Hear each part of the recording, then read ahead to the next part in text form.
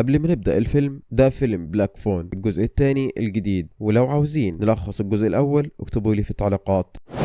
بيبدأ معنا الفيلم وبطلة الفيلم واللي اسمها جوين كانت قاعدة لوحدها جوه كابينة بتاع التليفون قديم بلقطة غريبة ومقلقة جدا، وباين عليها انها كانت بتقعد هناك كتير بعد الأحداث اللي مرت بيها في الجزء الأول من الفيلم لما كانوا صغيرين. البنت دي عندها هبة نفسية بتحاول تتواصل بيها مع الأرواح، وهي كانت على وشك انها تكتشف حاجة مهمة عن حلم غريب شافته قريب، وبعدين فجأة الخط بيتقطع فبتتخض جدا جوين وعلى طول بتجري بسرعة على البيت. بعدها بنروح لمشهد في سنة 1982، وكانوا في مجموعة طلبة متجمعين وعمالين يشجعوا فيني وهو داخل في خناقة مع ولد تاني وعمالين يضربوا بعض. جوين على طول بتجري عليهم علشان توقفهم. بعدها جوين بتترجاه عشان يبطل يتخانق مع العيال دي واللي بيستفزوه، وبعدها بيتكلموا عن اللي حصل مع الشخصية المرعبة اللي مروا بيها في الجزء الأول برضه واللي سببت ليهم أزمة نفسية، لكن فيني بيرفض وبيقول لها دي الطريقة الوحيدة اللي بعرف بيها اتعامل مع الوجع وبرتاح كده. وبعدين بيفكرها بنفس الكلام اللي روبن قالهوله زمان لما انقذه من الموت في الجزء الاول، واللي هو هتفضل طول عمرك تاخد علقة وتنضرب ولا هتقدر تدافع عن نفسك في يوم. بعدها وهما ماشيين بنلاقي واحد قرب منهم بعربية وبيطلع انه اخو روبن واللي اسمه ارنستو، بيعدي عليهم بالعربية وبيعزمهم على حفلة بالليل. جوين بنلاقيها بتوافق وهي مبتسمة وباين عليها انها معجبة بيه. بعدها بالليل فيني بيخرج علشان ياخد شوية هوا، بس بيبدأ يتذكر لحظات الرعب اللي عاشها مع شخصية جرابر من الجزء الأول، وعلشان يهرب من الذكريات دي بيبدأ ياخد مخدرات. بعدها على طول بيمر بهلوسة جامدة جدا وبيتهيأ له للحظة انه شايف شخصية جرابر واقف قدامه، لكن طبعا كل ده في الخيال.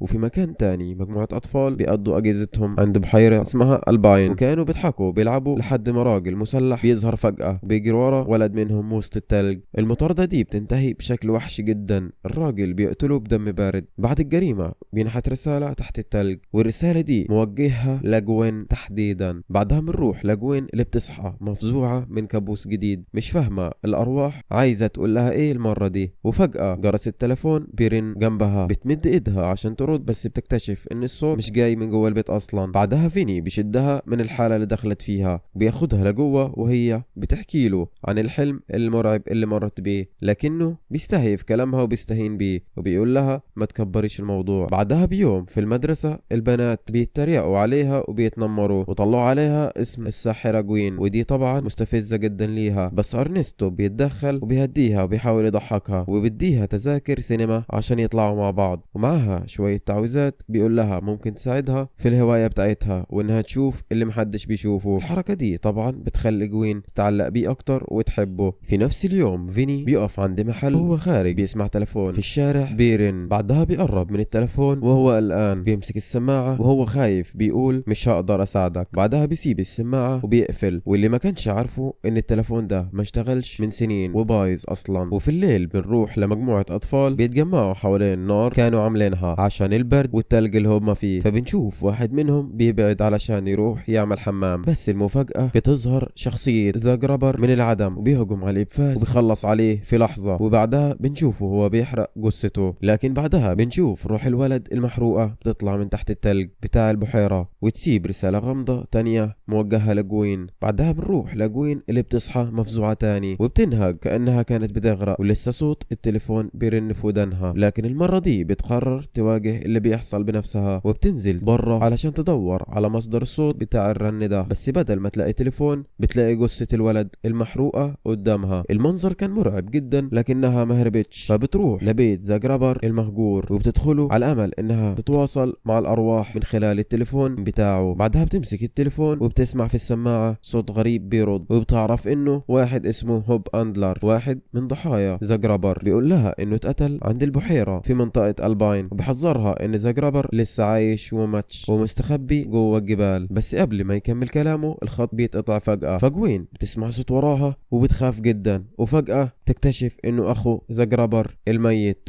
وبتموت من رعب. بعدها بنشوف باب وراهم بيتفتح لوحده وصوت خطوات بينزل من السلم، وفجأة التلفون بيبدأ يرن بجنون. وبعدها بنشوف الدنيا بتتقلب. جوين بتلاقي نفسها راجعة في بيتها مع فيني اللي بيقول لها انها كانت بتمشي وهي نايمة ولسه مش مستوعبة اللي كان بيحصل، وبتحاول تفهم وبتقول انها كلمت امهم تاني من خلال التليفون. بس فيني تاني بيستهزأ بكلامها وبيقول لها بطلي خرافات. وهم بتجهزوا علشان يمشوا، فيني بيلاحظ رموز غريبة محفورة على الحيطة. جوين بتبص كده وبتقول إنها حاجات من أحلامها بدأت تحصل فعلا في الحقيقة، وبتصر إنهم لازم يروحوا النهر بتاع الباين واللي كانوا مجموعة الأطفال هناك اللي شافته في رؤيتها. لكن بنشوف فيني بيرفض ومش عايز يفتح أي حاجة ليها علاقة بزجربر وخايف. في اللحظة دي بنشوف أبوهم بيدخل وبيتكلم معاهم وبيحكي لهم إن أمهم زمان كانت شغالة في نفس المعسكر ده قبل ما يتجوزها. جوين بتحاول تحكي له عن الحلم لكن فيني بيمنعها على طول، وفي الآخر بيوافق إنه يروح يشتغل هناك وهو خايف. بعدها بنشوفهم جهزوا شنطهم وبيمشوا بالعربية، بس الضباب الكثيف بيملأ الطريق قدامهم، فأرنستو بيوقف العربية علشان فيني بينزل يشوف الطريق. وبعد تعب طويل بيوصلوا تجمع بعيد وسط الجبال. راجل بيرحب بيهم وبيقول إن المعسكر اتلغى بسبب العاصفة وإنهم هم الثلاثة بس اللي قدروا يوصلوا لحد هنا، وهم كانوا ماشيين وراه. بعدها وهم ماشيين وراه جوه، فيني بيلمح كابين التليفون قريبة، لكن بنشوفه كان مرعوب جدا ولأن بالنسبة له مجرد منظرها بفكروا بالذكريات طبعا. بعدها بنشوف الراجل بيوريهم أماكن نومهم، لكنه فجأة بيقول لأرنستو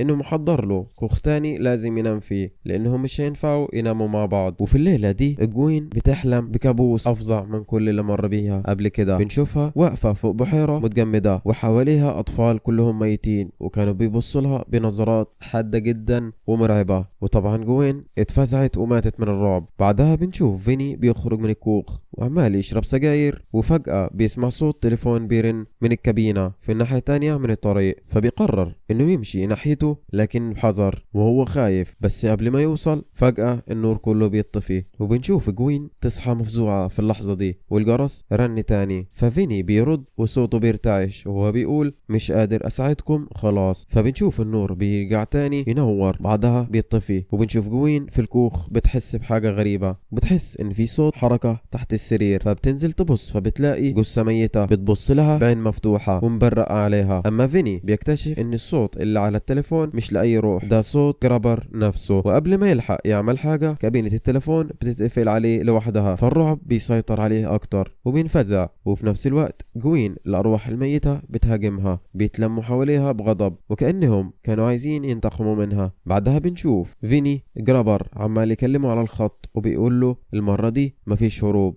بعدها جوين كانت خلاص على وشك الجنون وانها تفقد عقلها من الرعب، لكن فجأة بنشوف باب الكابينة بيتفتح لوحده، ففيني بيجري عليها بسرعة وبيسحبها من حالة التخاطر اللي كانت فيها والتواصل مع الأرواح، فبيحاول يهديها وبيحضنها، فبيطمنها وهو بيخفي خوفه ورعبه هو كمان. بعدين بيخرجوا من كوخهم بيروحوا يستخبوا عند أرنستو ومتخيلين انه في مكان آمن. فجوين بتحكي له عن الكابوس وهو بيحاول يهديها وبيقول لها تنام جنبه علشان تحس بالأمان. والفجر بعدها بيطلع والهدوء بيرجع شوية، بس الهدوء ده ما بيطولش لأن فيني بيلاحظ إن الجروح اللي جوين شافتها في حلمها بقت فعلا على جسمها. بعدها الصبح على الفطار منظم المعسكر اللي اسمه أرماندو بيعرفهم على بنت أخوه موستانج، وكانت بنت غامضة بتخطف نظر فيني أول ما بيشوفها. أرماندو بيقول إن المعسكر خلاص فاضل فيه 4 أفراد بس وهيقفل كمان يومين، وبيسألهم انتوا ليه جيتوا أصلا؟ فجوين بترد وبتقول إن أمهم المتوفية هي اللي وجهتهم للمكان ده وكانت شغالة قبل كده هنا، بتوريه صورتها. فبنشوف الراجل بيسكت وملامحه بتتغير وبيقول بصوت متأثر أنا فاكرها دي كانت ست جميلة جدا ونقية. وبعدها بيطلب منهم يقابلوه برا بعد الأكل، لكن فيني بيوقفه وبيسأله عن كابينة التليفون القديمة اللي جنب الكوخ، لكن أرماندو بيرد التليفون ده بايظ من زمان. ففيني بيحكي اللي حصل في الليلة اللي فاتت واللي مر بيه، وقبل ما حد يلحق يتكلم جرس التليفون بيرن تاني، ففيني بيقرر يروح بنفسه عشان يشوف، وطبعا الكل بيجري يدور على مساعدة. فيها. فبيقف قدام الكابينة بياخد نفس عميق وكان قلقان جدا وبيمسك السماعة وهو متوقع يسمع صوت زجربر تاني، لكن المرة دي كان صوت طفل ميت. كمان كان في صوت بكاء وأصوات خبط على الزجاج، وفجأة بيشوف الأرواح بتظهر قدامه والأطفال اللي اتقتلوا بيضربوا على الكابينة من جوه وبيصرخوا ساعدنا فيني انقذنا. وفي الوقت ده بنروح للبيت وأبوهم تيرنس واللي كان قاعد قدام التلفزيون وعينيه ما بتتحركش عن الأخبار اللي بتتكلم عن العاصفة واللي ضربة بحيرة ألباين اللي ولاده فيها. فالخوف بيكتم على أنفاسه وبيجري يتصل عليهم علشان يطمن وعاوز يوصل لهم بأي طريقة. بعدها بنروح للمعسكر جنب النهر والليل بنشوف جوين كانت نايمة لكن عقلها دخل في كابوس جديد وعملت تواصل مع الأرواح. فبتشوف أمها واقفة جوه كابين التليفون وفجأة طفل ميت بيظهر جنبها وبيهمس بصوت واطي جدا وبيقول ما كانش المفروض تبقي هنا. وبعدها بيجري بعيد فجوين بتجري وراه وبتزعق وراهم. فبيظهر واحد ورا التاني أطفال أشباح وبياخدوها جوه الضباب أكتر وأكتر لحد ما بتوصل للمكان اللي قتلهم فيه زجربر. بعدها جوين بتصحى مفزوعة جدا وكان قدامها فجأة ست غامضة لابسة أبيض عند باب الأوضة واقفة ساكتة وبتبص لها. وفجأة في اللحظة دي بنسمع التليفون القديم اللي بايظ بره بدأ يرن تاني وبيشتغل. بعدها بنشوف جوين بتحس إن في قوة خفية بتسحبها وبتجبرها إنها تمشي ورا واحد من الأطفال الميتين اللي بيودوها ناحية الغابة. وبنرجع لفيني وأرنستو في الكوخ وكانوا بيتناقشوا يعملوا إيه، يردوا على المكالمة ولا لا. في الآخر أرنستو بيقرر إنه يروح يطمن على جوين وفيني خرج لوحده ناحية الكابينة. وهنا بنعرف إن جرابر كان بيلعب بيهم وبيحاول يفرقهم علشان يواجه كل واحد فيهم خوفه بنفسه. فيني بنشوفه دخل الكابينة وقفل الباب وراه وقال بصوت ثابت أنا مش خايف منك دلوقتي. وبنسمع صوت جرابر وهو بيستهزئ وبيرن في السماعة وبيقول له عمرك ما هتهرب فعلا، اللعبة لسه ما خلصتش. في الوقت ده جوين بتمشي جوه الكوخ كأنها في غيبوبة، الأرواح بتسحبها ناحية غرفة السفرة. أرنستو بيكتشف إنها اختفت فيجري يصحي الأربع موظفين اللي لسه موجودين في المعسكر وبيقول لهم إن جوين اتبخرت واختفت. جوين كانت في طريقها لمخزن مظلم وأول ما دخلت الجو اتغير فجأة والظلال بتتحرك لوحدها وفجأة بيظهر جرابر. فبنشوف جوين بتحاول تقاوم بكل قوتها لكن قوته كانت رهيبة وأقوى منها. فمرة واحدة بنشوفها بتصوت وصراخها ده وصل لكل المعسكر فالجميع راح ناحيته ولما دخلوا شافوها بتتحدف في الهواء كأن قوة غير مرئية بتلعب بيها. ففيني بيجري بأقصى سرعته وجرابر بيحاول يرمي جوين جوه فرن مولع. أرنستو بيمسكها من دراعها وبيحاول يشدها بعيد وفي نفس الوقت المعالق والأدوات بتطير في الهواء وبتخبط في الكل. لكن أول ما فيني وصل الجرابر سابها فجأة كأنه كان بيستنى اللحظة دي. كلهم كانوا واقفين خايفين جدا ومندهشين فقرروا إنهم يروحوا الكنيسة عشان يحتموا هناك. وهناك أرماندو جمعهم وحاول يفهم اللي بيحصل فجوين ورته الرموز والعلامات اللي الأرواح كانت بتسيبها ليها. وهناك أرماندو استوعب الحقيقة المرعبة واللي بيحصل وشاف إن فيني وجوين دول نفس الأخ والأخت اللي واجهوا جرابر من سنين وهزموه. أرماندو فتح ألبوم صور قديم كان للمعسكر ومليان صور لزوار ودام جملي. فبنشوف فيني مصدوم جدا لما شاف صورة معينة. جرابر مش قاتل غريب، ده كان زمان أحد الأولاد اللي حضروا المعسكر ده نفسه. أرماندو افتكر اسمه وقال إن ده اسمه وايلد بيل هيك أو زي ما كانوا بيندهوه WB اختصار وايلد بيك، وده نفس الاسم اللي الأشباح كانوا بيكتبوه على التلج طول الوقت. فجوين على طول بتفهم إن المكان ده هو اللي بدأ منه كل حاجة. هنا كانت أول جرائم القتل وهنا روحه الشريرة رجعت بعد ما فيني قتله زمان علشان تتغذى على أرواح الأطفال اللي ماتوا. جوين بتصمم إن الطريقة الوحيدة لإنهاء اللعنة دي هي إنهم يلاقوا جثث الأطفال ويدفنوهم بسلام. أرماندو بيوافق وبيقول لهم هنبدأ ندور مع أول ضوء للفجر يطلع فيه. وفي نفس الليلة أرماندو كان قاعد في مكتبه لوحده والعاصفة كانت شديدة برا وبيسمع صوت خفيف ناحية الشباك وفي اللحظة النور بيطفي فبيسحب الكشاف بسرعة ولما بيوجهه ناحية الزجاج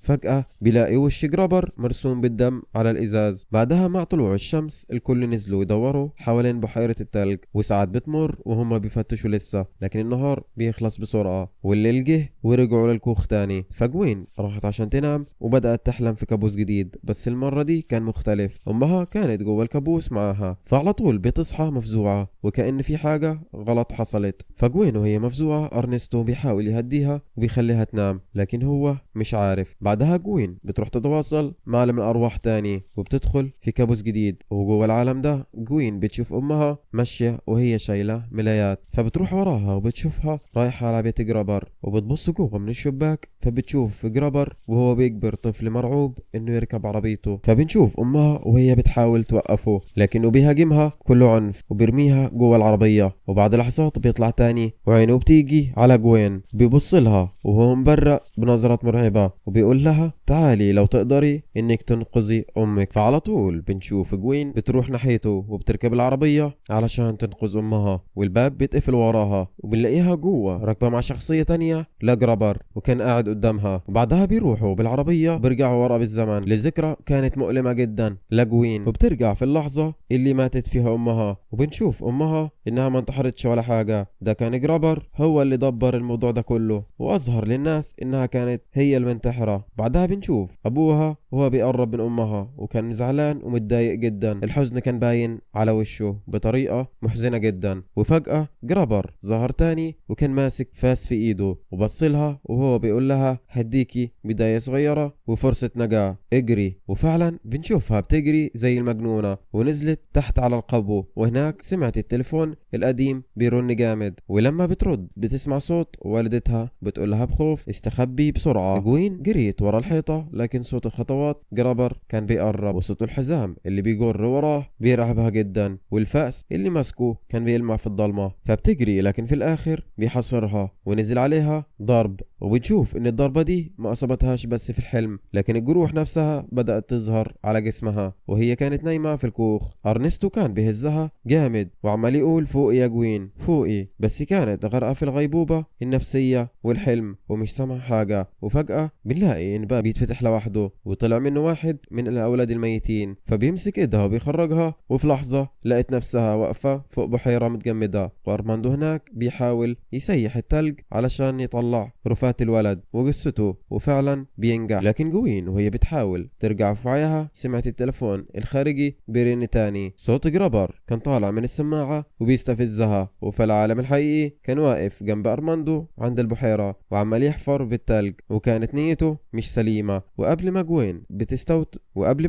بتستوعب هو ناوي على ايه كان فات الأوان. جرابر مسك أرماندو وغرزه في المية المتلجة وضغط عليه برجله لحد ما غاص تحت. بعدها راح ناحيتها وكسر ازاز الكابينة بتاع التلفون ولف السلك حوالين رقبتها، وكان عمال يخنقها بعنف لغاية ما السلك غرز في جلدها والدم بدأ ينزل لحد ما وقعت على الارض. وبرا اصحابها كانوا بيصرخوا فيها وبيقولوا لها قومي، وفجأة حصل الانفجار. بنشوف طاقة نفسية رهيبة بتفجر كابينة التلفون كلها، وبعدين بنشوف جوين وقفت من بين الركام وعينها مليانة غضب ونار وبتمشي ناحية جرابر بخطوات تقيلة، بتنط عليه وبتخبطه براسها وبتطلع قوتها كلها عليه لحد ما دوبته حرفيا وراح في الهواء. وفجأة بتصحى وهي بتنهج وعيونها مفتوحة للآخر. بعدها كلهم بيجروا على البحيرة وسحبوا أرماندو من المية وكان لسه عايش، وطبعا كلهم ارتاحوا جدا وانبسطوا ودموعهم كانت بتنزل من الخوف والفرح مع بعض بعد ما أخيرا عرفوا يخلصوا من الرعب اللي كانوا فيه. بعدها بنشوف نور عربية عمال يقرب منهم، وكانت المفاجأة انه طلع ابوهم تيرنس اللي ملقاش طريقة غير انه يجي بنفسه علشان ينقذ اولاده ويرجعهم البيت. فيني كان فرحان جدا وكان حاسس ان الكابوس خلاص خلص، لكن جوين وقفت وقالت لا الكابوس لسه مستمر، وبتعترف جوين بالحقيقة بتاعت امها وقصة انتحارها، وبتقول لابوها تيرنس ان امها ما انتحرتش، جرابر هو اللي قتلها وخلاها تبان انها منتحرة. فبنشوف ابوهم بيتجمد مكانه وملامح وشه بتتبدل، خصوصا لما بنته بدأت توصف له نفس المشاعر اللي حس بيها في اليوم ده بالضبط لما شافت شكله وقتها، وساعتها صدقها فعلا. بعدها بيوم كل المجموعة بنشوفهم رجعوا للبحيرة تاني عارفين ان جرابر وقوته مش هتختفي غير لما يلاقوا جثث الاطفال الميتين والمفقودين هناك. والساعات بتعدي ببطء من غير نتيجة والتعب بدأ ياكل قوتهم وفي مجهودهم. وفجأة جوين وقعت في غيبوبة تانية، جسمها كان ثابت بس روحها كانت شايفة كل حاجة، شايفة نفسها نايمة والكل بيحاول يصحيها. بس الرعب الحقيقي بدأ لما فجأة بتشوف جرابر